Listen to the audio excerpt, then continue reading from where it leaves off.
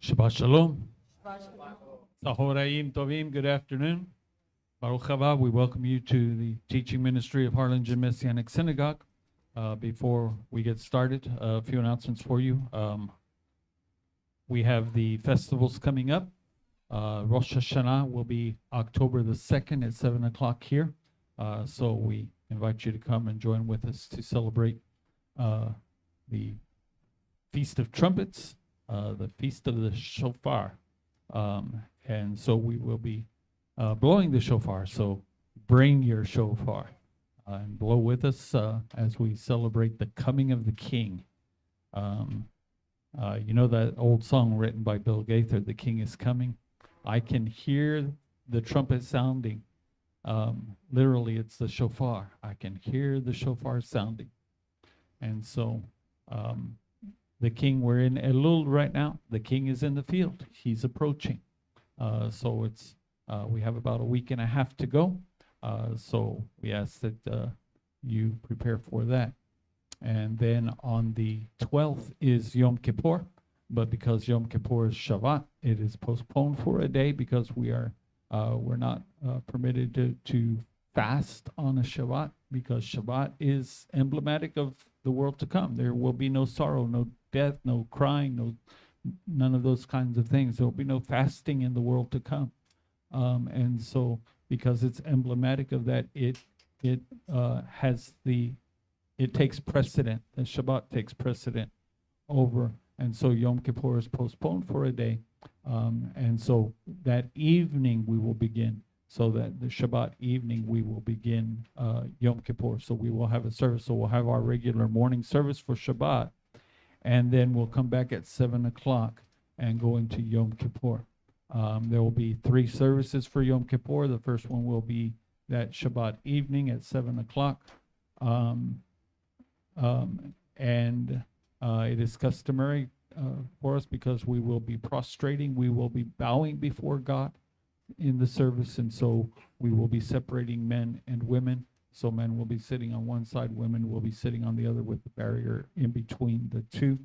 So as we stand before the King as judge, and that's what this is a reminder to us, that we must stand before him. Every human being will stand before God and give an accounting for their life, saved and unsaved. Rav Shaul, the Apostle Paul, talks about this, that we must stand before the judgment seat. And those things which we have done for God, those will remain as gold and silver and precious jewels. Those things that we have done for self, out of selfishness, selfish desire, selfish gain, will be burned up like hay, wood, and stubble. And so we must all stand before him and give an accounting for our lives. And how important is this? Let me explain it to you this way. The book of Revelation says that God shall wipe away all tears from their eyes. I have a question for you. If we are in heaven, why will there be tears? Because you've heard it said, there are no tears, there's no crying in heaven. Then why will God have to wipe away all the tears from our eyes? Because when we stand before him and we see, when our life is reviewed before the eternal, just, and righteous God,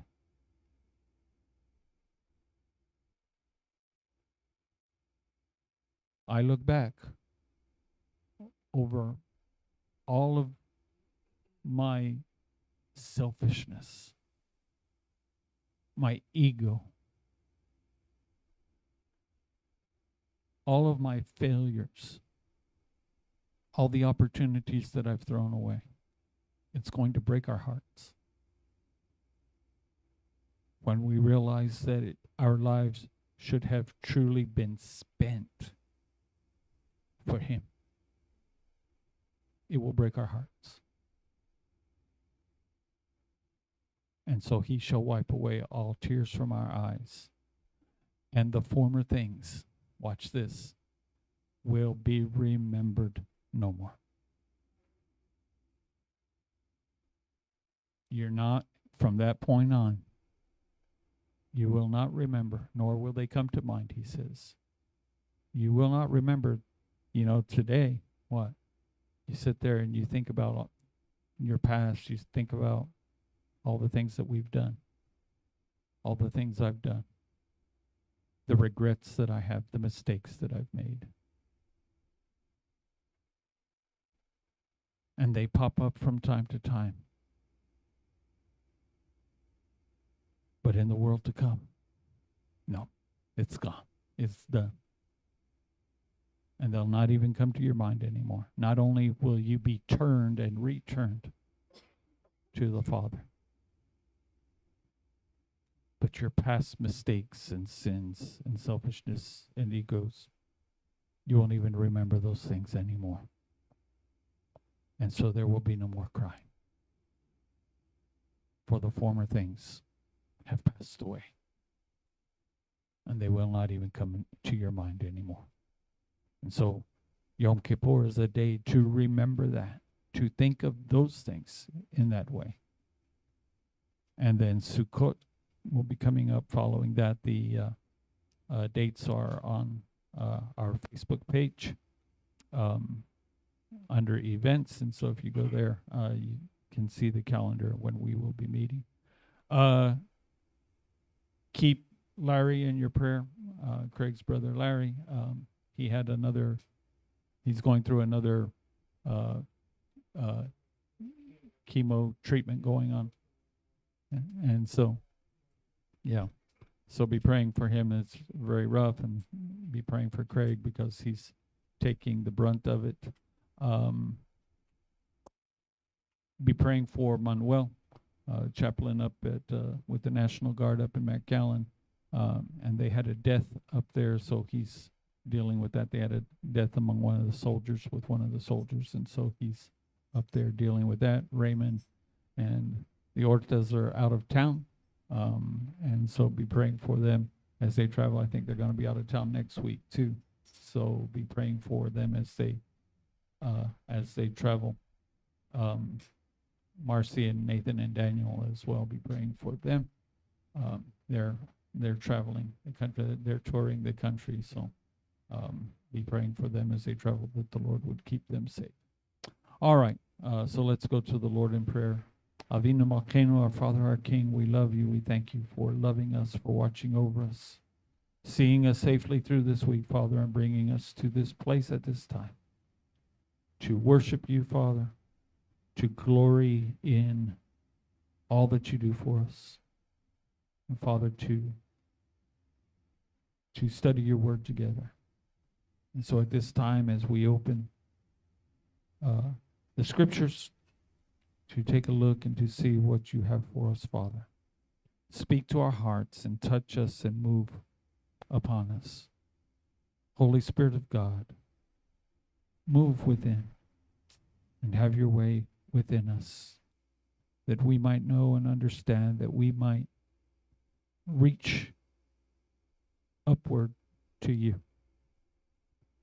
that we might push ourselves, Father, to achieve in our spiritual world, in our spiritual lives,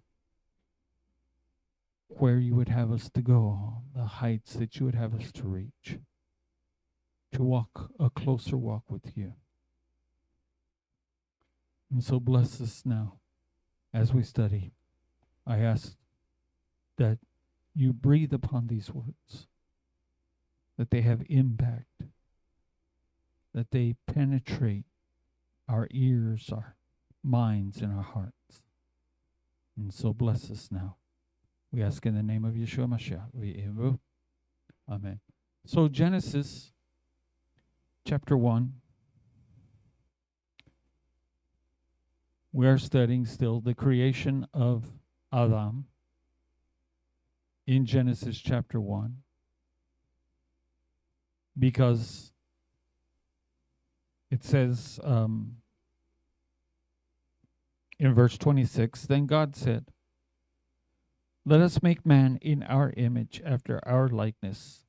Let them rule over the fish of the sea, over the flying creatures, of the sky, over the livestock, over the whole earth, and over every crawling creature that crawls on the land.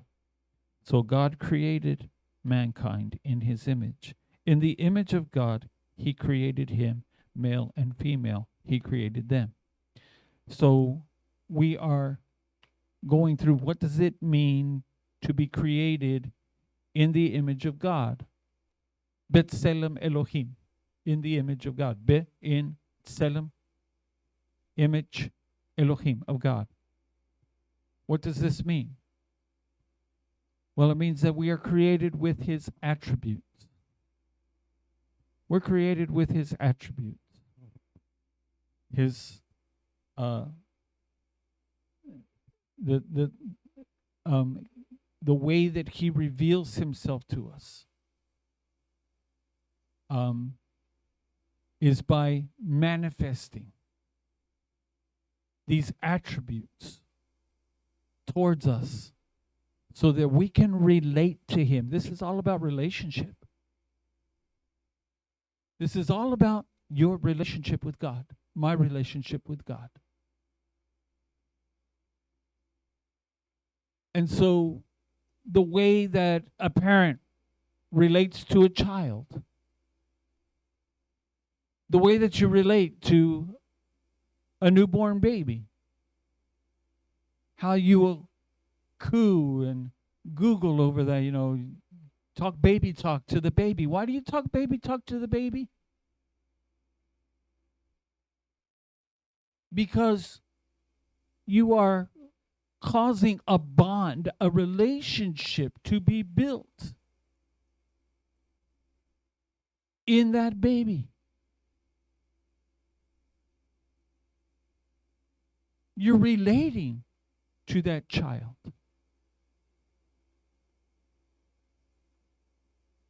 I saw something a while back. It said that no adult can resist saying hello when a child hands him a toy telephone. Right? The child walks up with the phone, and what do? Hello. Even strangers will do that. That's a bonding moment. That's relationship.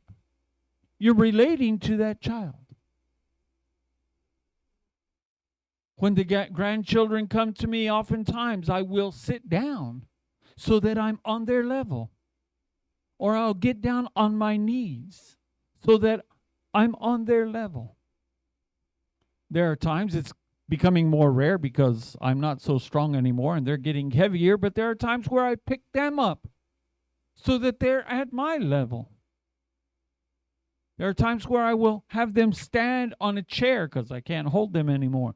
I will have them stand on a chair so that they can hug me at my level. That's what the attributes of God are about. It is God extending his hand down to you to lift you up so that you can be level with him for the sake of relationship. When God creates Chava, when God takes Chava from Adam, he takes her from his side.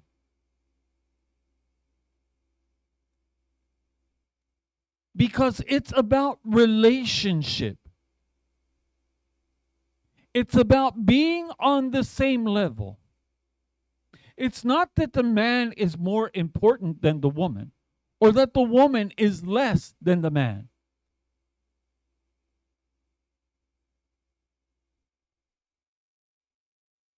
It is that the man was created first, she within him, and God takes her out from him, but he takes her out through the side. Not from the head, so that she would be over him, but neither from the feet, so that she would be under him. He takes her from his side. Why? So that he would love her, have a relationship.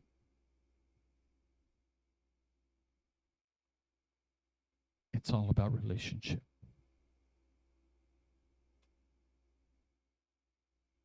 We are taught that we are the bride.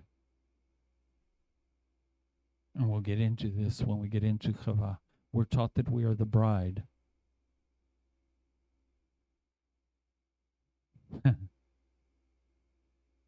When Yeshua was being crucified. Watch.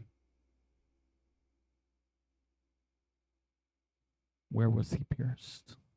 He's the groom. Where was he pierced?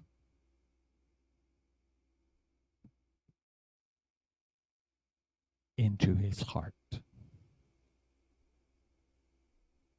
where the bride was taken. Even as God pulled Chava from Adam's side, so God pulls you from the heart of the Messiah.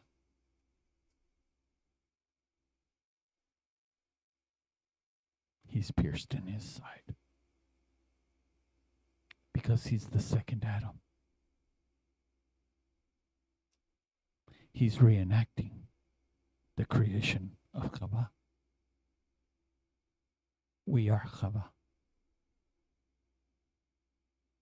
You are Eve. And so the purpose of these attributes is so that God can have a relationship with you. It starts with Keter. It starts with the crown. Because he's the king.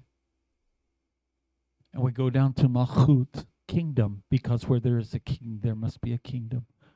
But where there is a kingdom, there must be a king.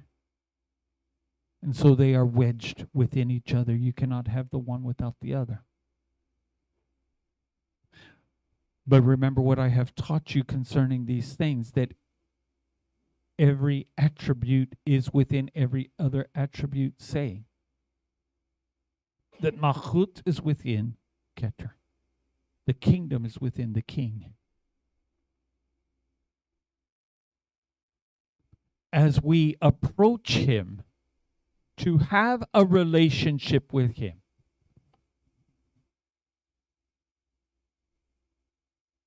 then we must take a step up. We must step up.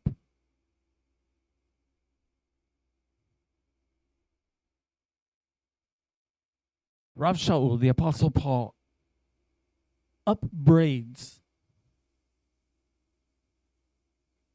the assembly at Corinth because of their immaturity.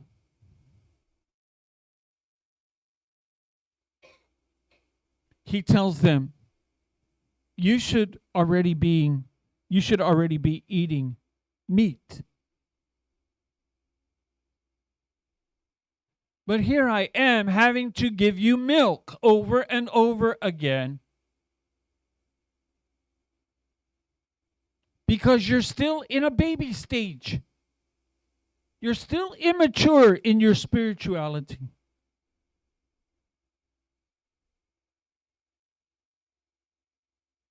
So that I cannot give you meat. I have to keep feeding you milk, the simple things. You're not able to grasp the deeper things, the stronger things.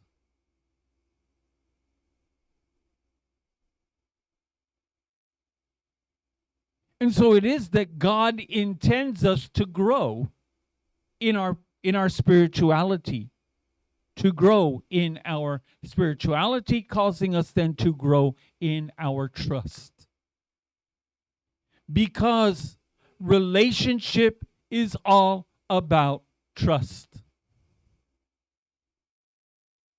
Do you trust him? Can he trust you? It's all about trust. When Richard was little, I never remember Stephen doing this. I never remember Josh doing this. One Sunday evening, Richard had climbed up onto the hood of the car. He was little, maybe like 3 years old. Somehow he had gotten, I don't know, somebody might have placed him up there, given him a step up, but he was up on the hood of the car out in the parking lot. And so they called me out and they said, "You need to come see Richard." So I went out and there's Richard up there on the hood of the car. So I did what most dads do. Come jump. And so we started playing a little game. I would stand next to the car and he would come up and he would give me a hug. And then I would take a little bit of a step back and he would come and he would jump off the hood into my arm. I put him up and I kept taking steps back and he kept jumping. Why? He didn't even think about it. I mean, he would come tearing down, like, because, with a little kid, those little short legs, it would take him 5 steps to get off the car. He would come running full blast at me and throw himself into my arms. Why? Because he trusted me. He knew Dad was going to catch him. He had no fear of throwing himself, leaping off into midair, knowing that I was going to catch him. Understand that is exactly what the Father does with us. Because He is a Father. And the attributes of a Father come from Him. And so even as I would test Richard's trust of me, purposefully,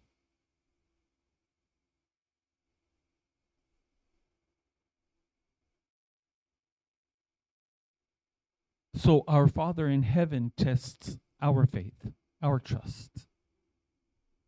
And guess what? He takes a step back.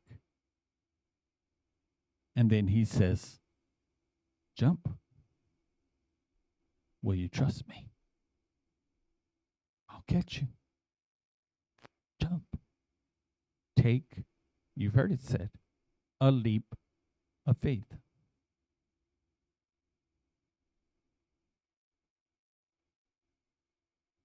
Trust Him.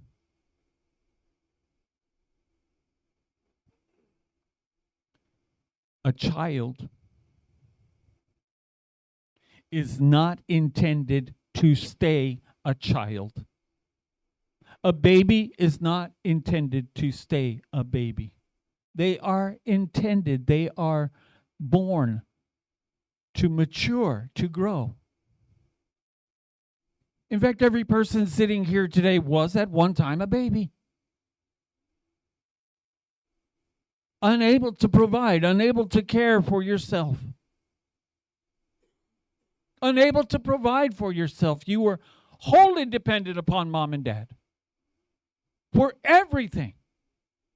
You couldn't even get out of your bed by yourself. You couldn't get up. You couldn't sit up. Unless somebody picked you up, you lay there.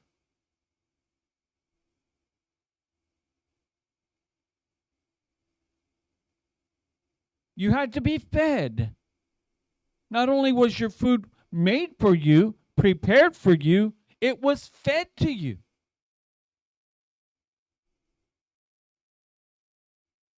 But now these 20, 25, 30, 40, 60 years later, if you're still needing to be rolled over and you're still needing diaper changes and you're still needing someone to clothe you and you're still needing to be spoon-fed, there is a problem, a very wrong problem.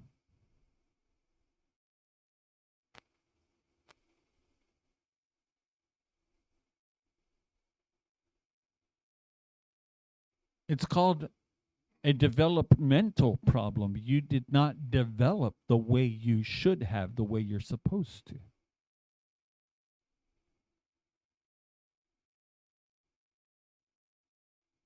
There are such people.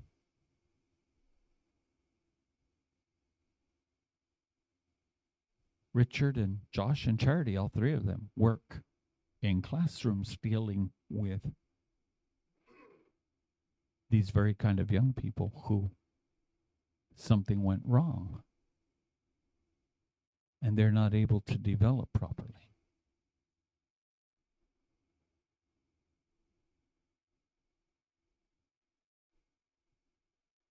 Some of those children, teenagers, they're teenagers, act like babies, talk like babies.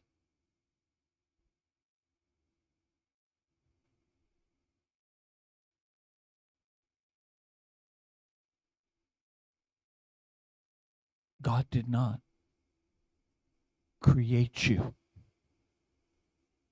to remain a spiritual baby. He created you to come to maturity, to grow. How many of you, either with your children or when you were a child, you were stood against the door frame and your mother, your father, someone took a pencil and marked the line of how tall you were and then measured it? And then 6 months or a year later, they marked the door frame again. You stood up. Why? To show you how much you have grown in the last year. And I've been in houses where all the years from the time they were little all the way up until they're in high school, seniors in high school, showing the steps of growth that young person made.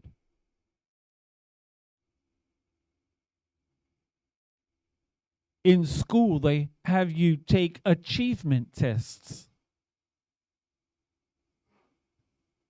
The achievement test is serves a trifold purpose.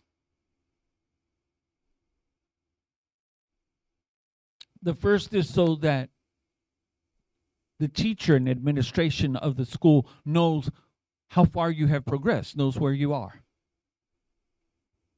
This helps them to determine, do you move on to the next grade or not? Do you graduate or not?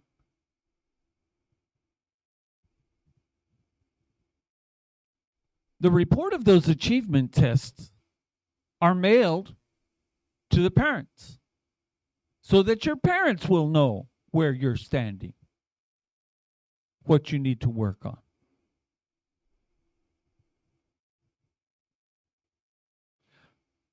But the third and the most important reason those tests are given is because the grade is given back to the student, so that the student knows where they stand.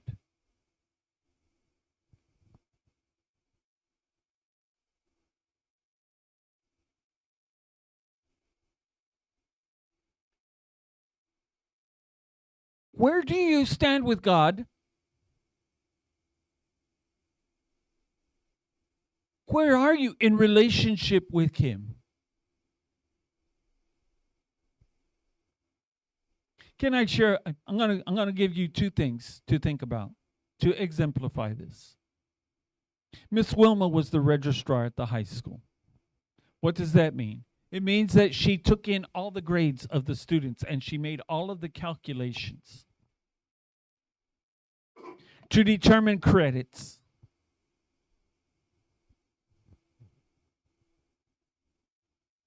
She spent a great deal of time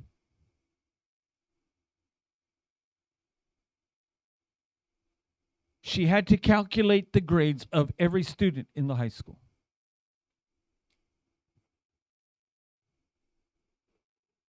And position them in their class.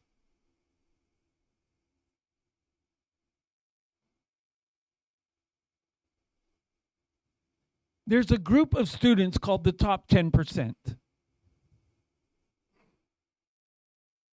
These are the students with the highest grades.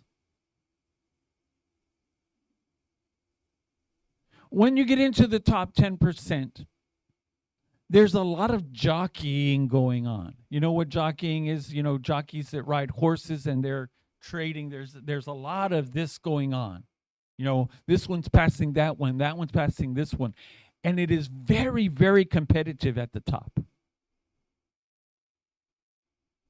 Why is it competitive at the top? If you're in the top 10%,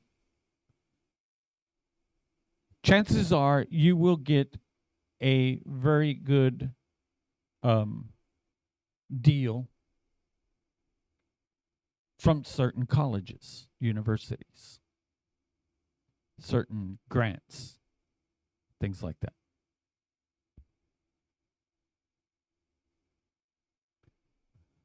But the top two people of the class, the valedictorian and the salutatorian,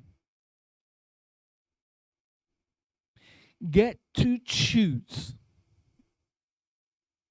any college, any university in the state, and the state pays their tuition.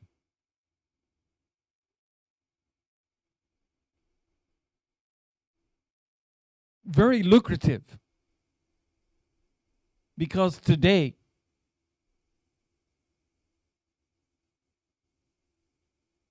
I saw a report recently where to go to university costs approximately $50,000 a year.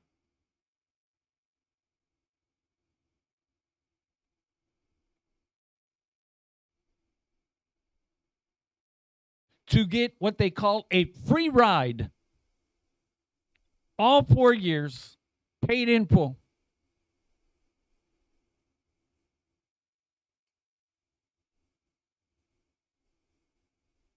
They also win cars. They win financials, money, cash that they can spend on whatever they want.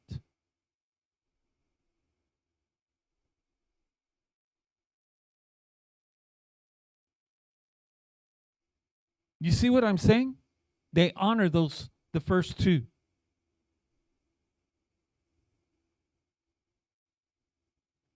So now you see why the top 10% becomes very competitive, and the top 10 people in the class are jockeying for position all 4 years of high school. This is not something that begins their senior year, because all 4 years of high school, and if there happens to be a tie, they will actually go back and pull junior high grades to break the tie. True? And if it's still a tie, they will go back to elementary school.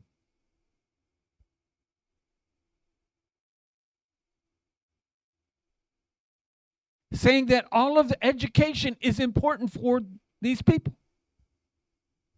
They're jockeying for position. Why? Because they want to win. Why? Because the prize of winning is so fantastical, so great, that it sets them up for life.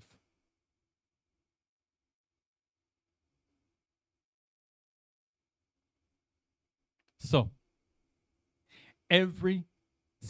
almost every single day of the school year, students would be walking into her office saying, "Mrs. King, what is my standing?"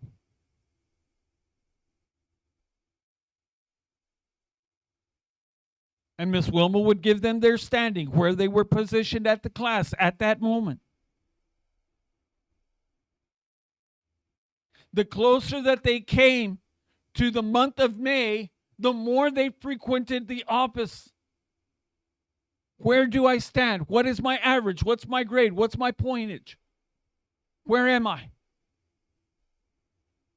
Now, she could not give out names, but she could give out grades. Who's in front of me? What's the next grade in front of me? In other words, how much more work do I have to do? How much do I have to pull up my grade? How much do I have to... But you know who never went into her office and asked her to check? The person who was in last place.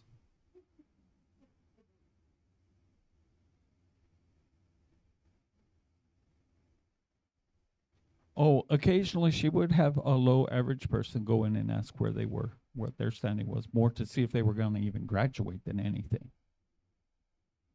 Some of it was because their friends were in the upper echelons, and so they saw their friends doing it, so they would go and do it too.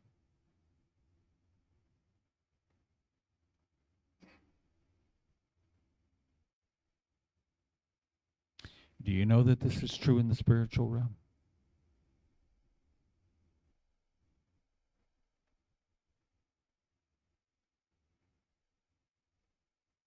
It is the upper echelons of spirituality that are jockeying for an even closer relationship with God, because the reward is so great.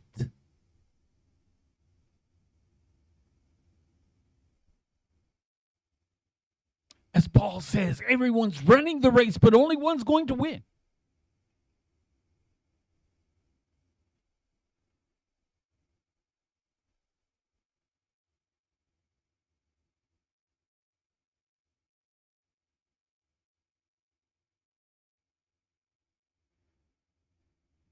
But those who are far from God, those who are seeking to be close to God, those who are close to God, listen,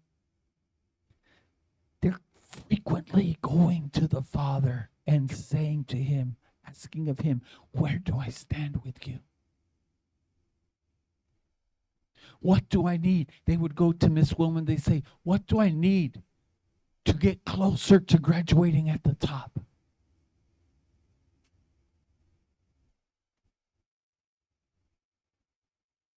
Those who are spiritually attuned, who are seeking, who desire to win the race,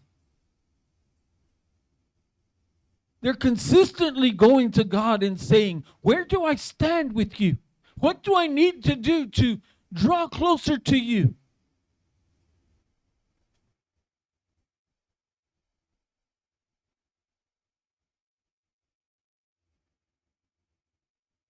But even as in the high school, the vast majority of people are satisfied with their standing with God.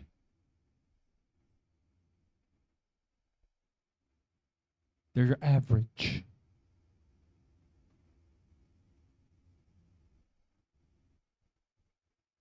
And only occasionally do they approach God and ask, where do I stand with you and what can I do to improve our relationship? And it's usually just like in school, at testing time, at report card time. Where do I stand with you?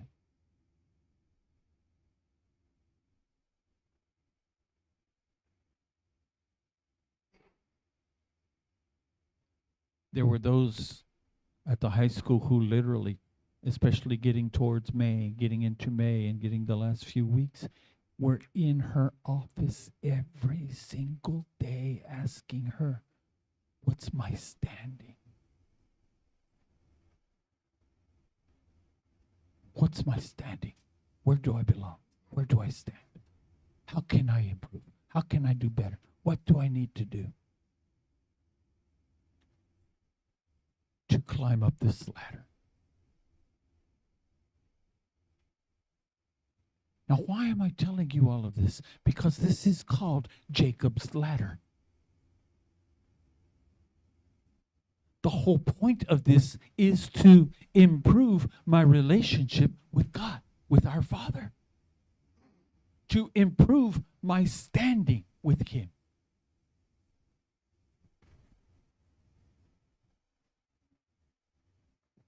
And so as we take the next rung up the ladder, you're going to see, listen, because too many people are self-satisfied. Too many people are satisfied with being average, ordinary, everyday, middle road, middle class. What am I saying by that? Just your average student. Doing enough to get by, but not doing enough to climb up.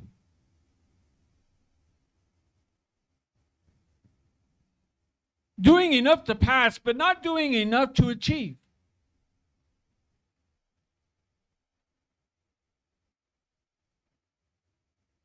Those who are in the top tier, they get free passes to go. But those who are in the middle, those who are just average, they're going to have to go to work. They're going to have to get a job. They're going to have to work twice as hard. Because the opportunities are not, the offerings are not made to them. So they have to pay their own way.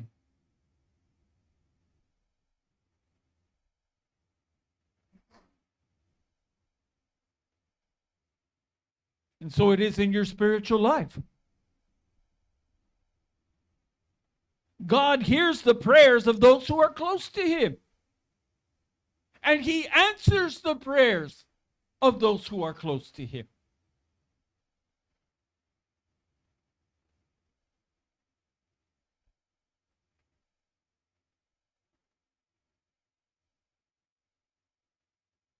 So if God's not answering my prayer, that means that there's a communication problem. And if there's a communication problem, that means there's a relationship problem.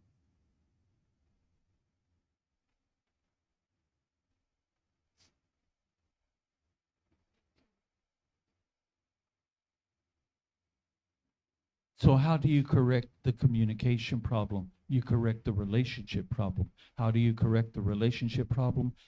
Quit being a baby Christian and grow up. And I say that kindly. It takes maturity. Because I'm going to tell you something. I love my children as children. I loved my boys as children. And we had a great time together. But you know what? I did not want them to stay children. Yes, they're cute. Yes, they're rambunctious. Yes, they're this. But I could not wait to have a relationship with my sons as mature adults. Why? Because as children, I could relate to them, but they could not really relate to me.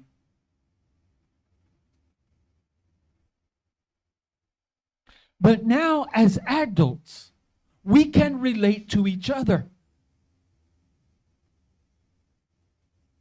Why? Because they now have the ability to see life and to see the world as I see it. Through experience and knowledge and understanding, through growth and through wisdom.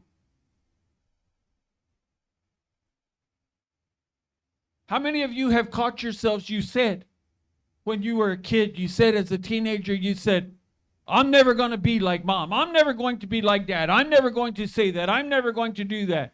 And now here you are, 10, 15, 20, 30 years later, and you're saying to your children exactly what your parents told you. Why? Because now you know better. Now you understand.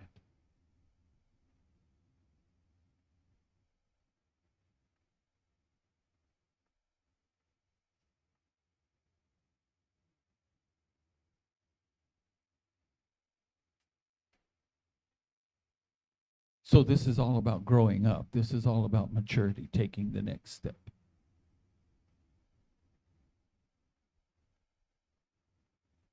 So the next step, Josh, slide please. Next step.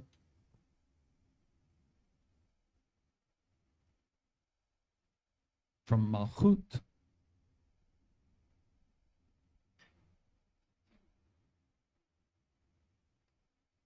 could you give me a paper towel, please? So here's the next step. Now I'm going to tell you something. In most versions of the Tree of Life, I picked this one because you can more or less see it more or less the different colors and everything. Thank you. There's not these two bridges. It goes from Malchut to Yesod, saying this is the only way. there's just this bridge here. Now from there, it branches off on both sides.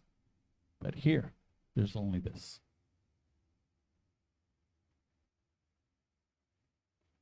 Yesod is foundation, and you cannot get by the foundation. You must have foundation in your life. You must have foundational principles in your life.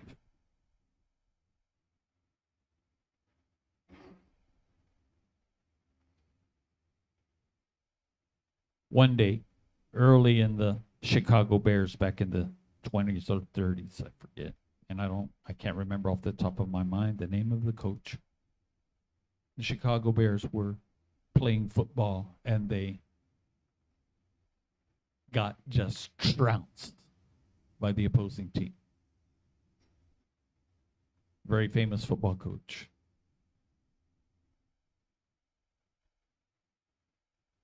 First day of practice after the trouncing, he made them all come into the locker room. They all sat down. And he walked in, and he said, "Gentlemen, this is a football."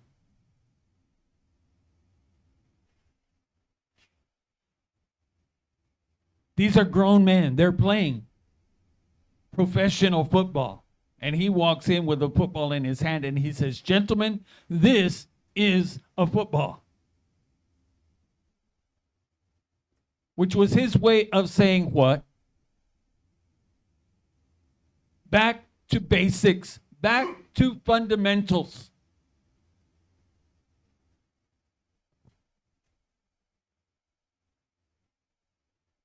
Back to foundational principles. Because without the foundational principles, you have nothing.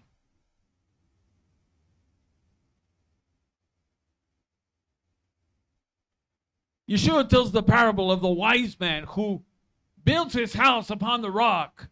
And when the storms come and the winds blow, the rock, because it's on a sure foundation, does not shudder, it does not shake, it does not fall apart. Because it is built on a solid foundation. But the foolish man will build his house on sand.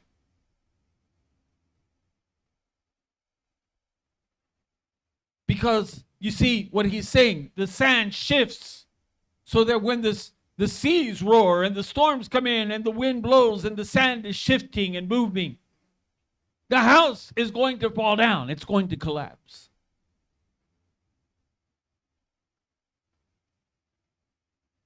I saw this last week that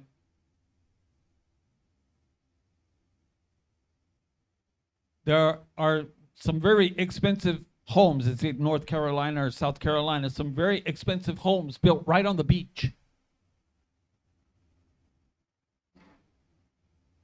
And because of the beach erosions, the waves coming up and eroding this last week, 2 very expensive homes collapsed into the ocean. Washed away. Why? Because there was not a sure foundation.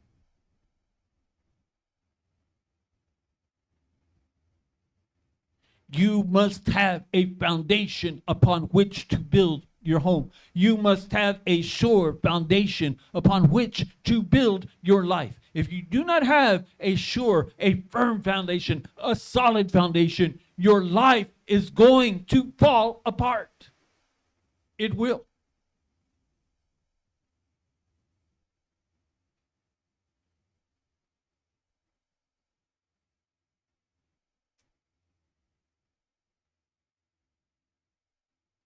And so you must have foundational principles in your life.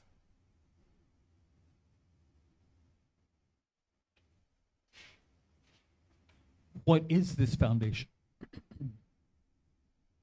What is this foundational principle that I must have in my life? It is called tzedakah. Say tzedakah. Tzedakah. Tzedakah. Tzedekah. Tzedekah. Tzedekah is what you see on the sign over there by the box when you walk out the door. It said tzedakah. It means, the meaning there is righteousness, but it's actually not, charity, but it's not charity, it's righteousness. Righteousness. The foundational principle upon which all of your life is to be built is righteousness. You are to be righteous. What does it mean to be righteous? It means to be right. To be right with God. Meaning what? To have a right, a correct, a proper relationship with Him. This is the solid rock upon which to build your life. Is righteousness, to be right with God. Because if you are not right with God, it doesn't work. There's no relationship. Hear what I'm saying? Most important things for us to understand. If I am not right with God, what relationship do I have?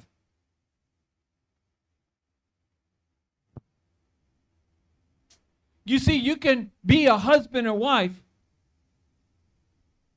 If you're not correct in that relationship, if you're not right in that relationship, then what relationship is there?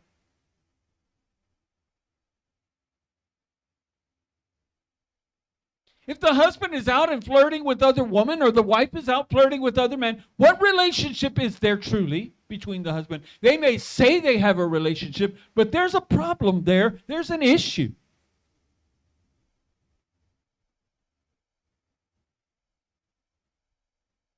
Hundreds of thousands of people say that they have a relationship with God, but they're out flirting with the world, and they're out flirting with sin. They're living in unrighteousness. What is the truth of that relationship? What relationship is there really? Is there truly?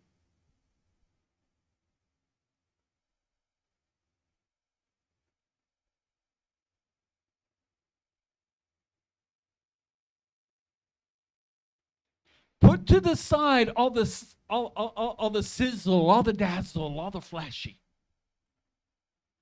Because that's what much of modern Christianity is. You hear what I'm telling you?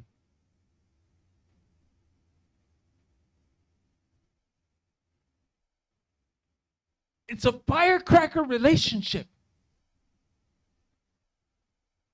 And for most people, the fuse is very short. What do I mean, a firecracker relationship? You light the fuse, it goes bang, and it's done. When the boys were growing up, I would buy firecrackers on the 4th of July and January, New Year's.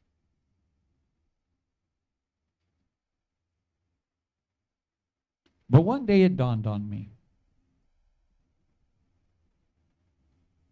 I'm throwing away $30, $40. I'm blowing up money. Literally, that's what you're doing. You're taking cash and you're blowing it up.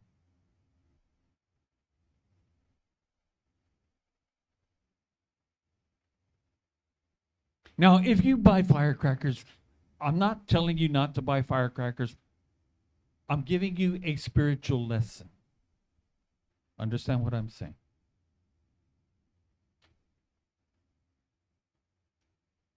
Most of Christianity is firecracker spirituality. Saying what? They're hot for a while. But then, and they're gone.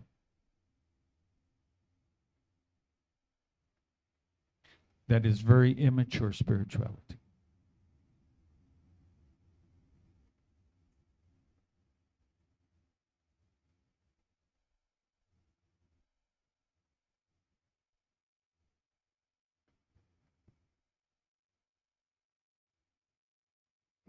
If a husband or wife is having an adulterous relationship,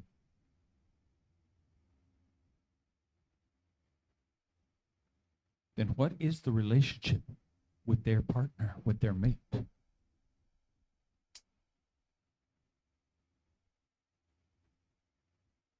It's non-existent. There may be a facade of a relationship, but it's all pretend. Now, the one or the other, well, they may be serious about it. But if it's not reciprocal, what kind of relationship is that?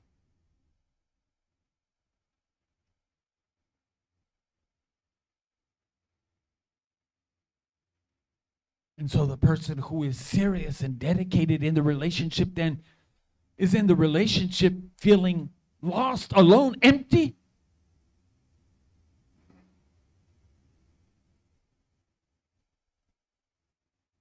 Can I tell you that it is God who is the one who is dedicated and serious in our relationship? We're the pretenders. We're the ones not reciprocating. We're the ones who are flirting with others. We're the ones who are having adulterous relationship with the world.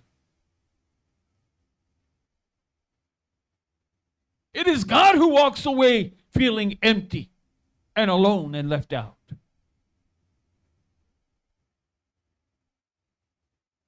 Why? Because he's the faithful one. He's the one being hurt. He's the one whose heart is being broken.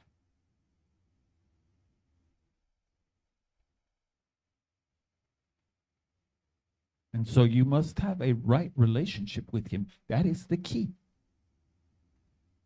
That is the foundation of your relationship. Righteousness.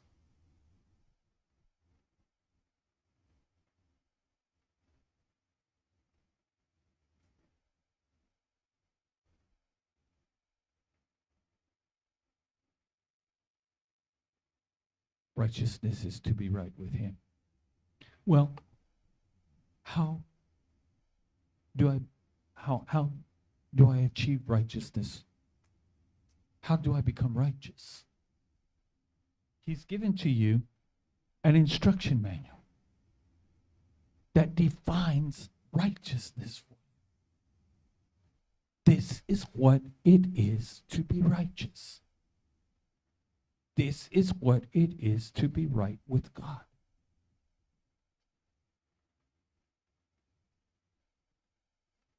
If you are committed to God, watch. If we are truly committed to God, we will do these things. If I'm not truly committed to God, I will put up a facade. I will pretend. Some people won't even pretend. You're not going to do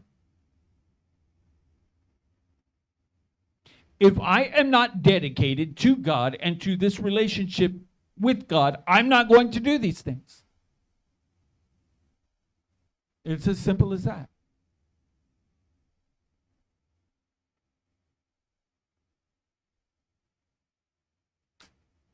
Yeshua himself says, if you love me, that's the relationship. If you love me, what? Keep my commandments. What does he mean, keep my commandments? Be righteous. Righteousness is the foundational principle of the love relationship between you and the Messiah, between you and God.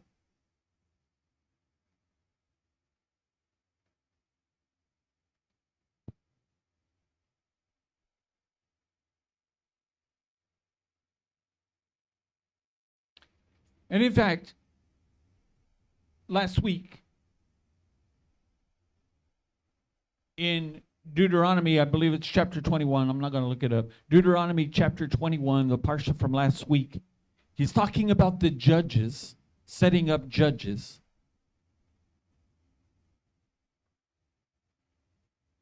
But there's a phrase there that he says, tzedek, tzedek. righteous, righteous you shall pursue.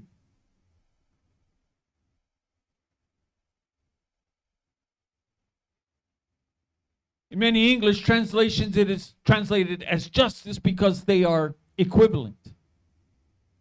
Justice is righteousness, and righteousness is justice. So many translations will say justice, justice you shall pursue, but the word is tzedek, to be righteous. Tzedakah.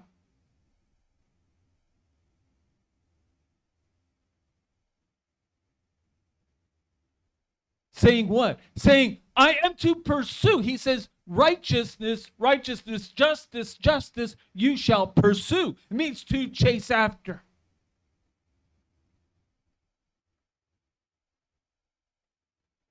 Do not chase after the world. Do not chase after the things of the world. Do not chase after the approval of the world. Chase after God. And the way we chase after God is by chasing after righteousness.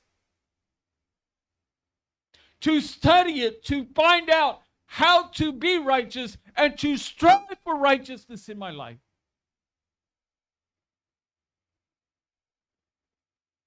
That is to strive for obedience. How much obedience? Full, complete, absolute obedience. For righteousness only comes through obedience. Or as the old hymn says, trust and obey. For there's no other way. What did I tell you? There's only one bridge between Malchut and up to Keter. You must go through Yesod. You must go through righteousness.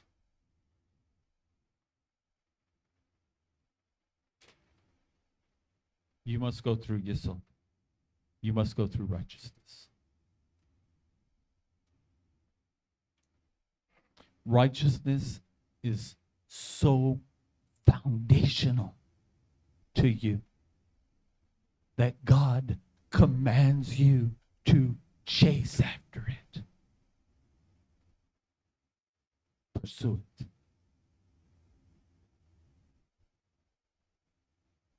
So I close with these words.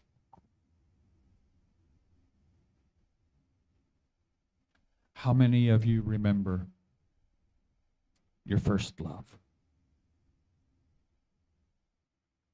As a young kid, as a teenager. That boy, that girl that caught your eye. Young love.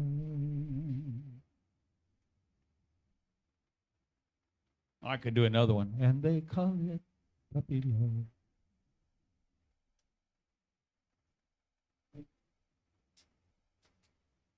There are a few, but most people know. How many of you pursued it?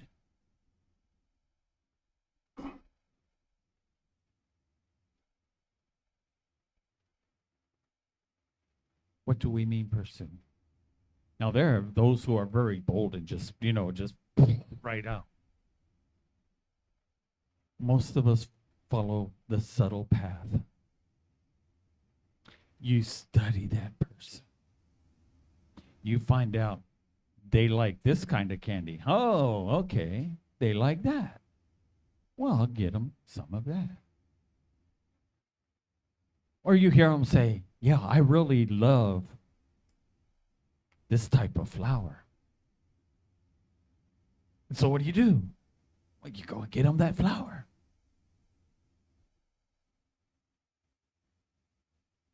What are you trying to do? You're chasing after them. You're learning about them. You're figuring things out about them. And you're striving then to do what? To get in line with them, with their emotions, with their thoughts, with their heart. You're trying to line yourself up with them to show them what? I am the perfect fit for you. I'm the perfect match.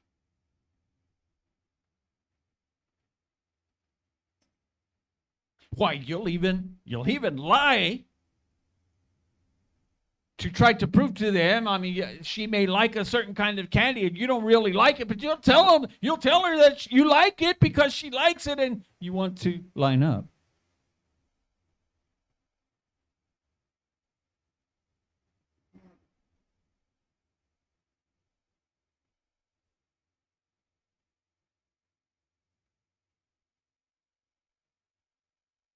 It was 47 years ago this month that I met Miss Wilma.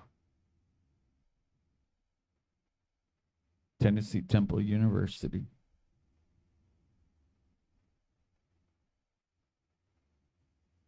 I was involved in the bus ministry of the church, large bus ministry. They had thousands of people that attended the service. And I was working with my brother. And so we were bringing people in for Sunday evening service at the Baptist church that hosted the school, the university. So we dropped the people off, went and parked the bus, came around. It was a training union, which is a service before the main service. And they were showing a film. So they had all the lights off. This was a huge auditorium. Huge. Thousands of people. I walked in the door, through the lobby, into the auditorium, opened the door to the auditorium, and it was dark. I couldn't see. And all the students had come back from summer break and were getting ready to go back in, so there were probably like 5,000 or 6,000 people in this auditorium.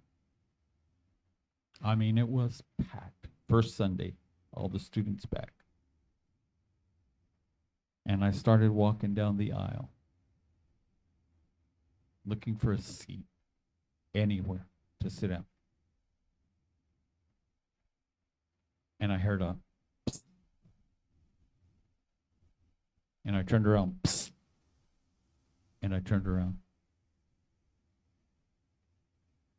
And she was sitting in a pew full of girls. They all worked together. And she was sitting on the end, and she said, "Do you need a seat?" And I said, "That'd be nice." And they all scooted over, and there I was in the midst of womanhood.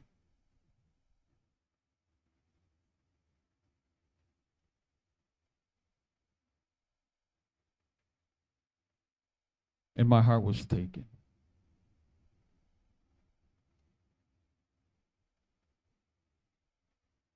And so we started trying to find out about each other.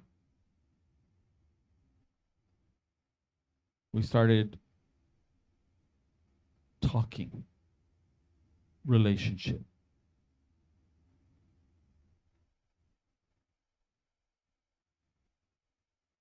Talking likes and dislikes, approvals and disapprovals, wants, desires, goals, achievements.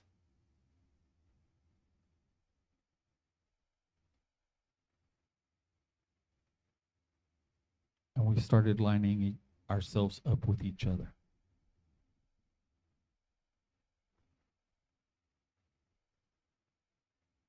That's what you need to do with God.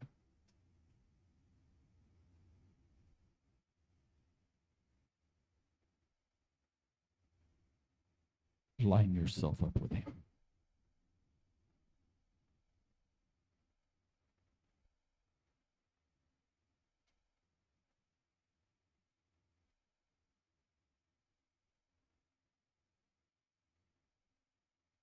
My dad, one of my dad's most favorite Bible verses of all of Scripture, as he came down here as a missionary without anything, literally.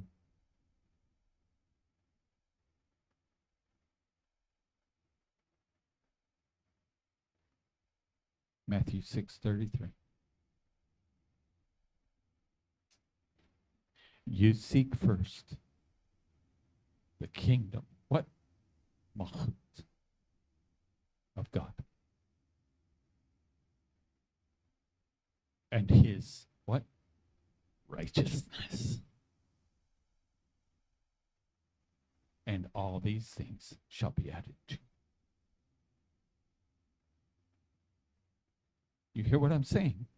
Seek first the kingdom and righteousness, and God will answer your prayers. Because what father does not want to answer the request of his child? And what husband does not want to benefit, answer the desires of his wife?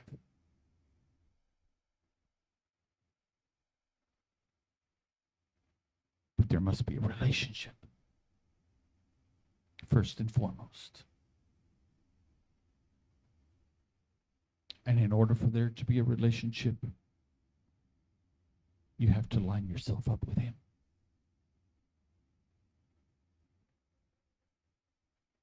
Seek the kingdom of God and his righteousness, and all these things shall be added. What? He will answer your prayer. How do you get your prayer answered? The first step is living a righteous life. What is that?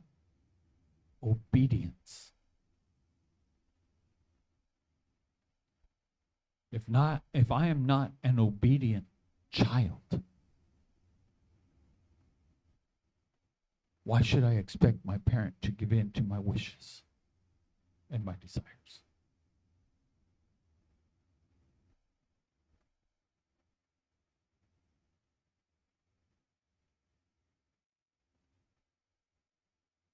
And so the first step is righteousness, and we will continue on this vein. In the weeks to come, we will be talking about the righteousness of God and yours and my righteousness, and comparing them. Our Father, our King, we love you. We thank you for loving us and watching over us, Father. Help us in these difficult, increasingly difficult days to stay true in our relationship with you. Even, Father, and especially when we don't understand the whys.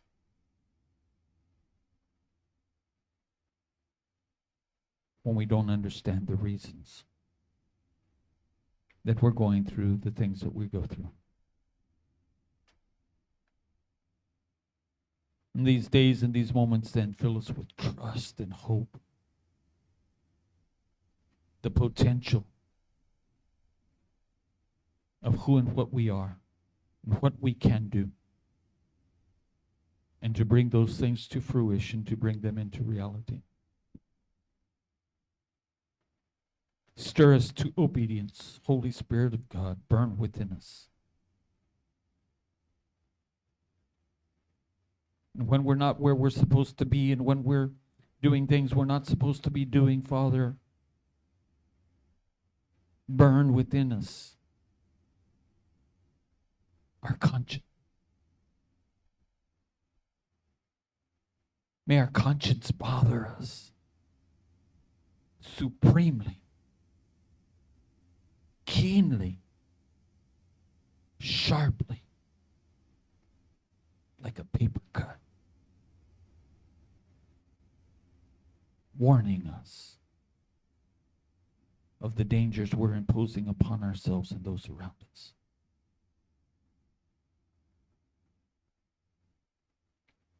May we be faithful. May we be true to you who sacrificed your life and shed your blood for this relationship that I have.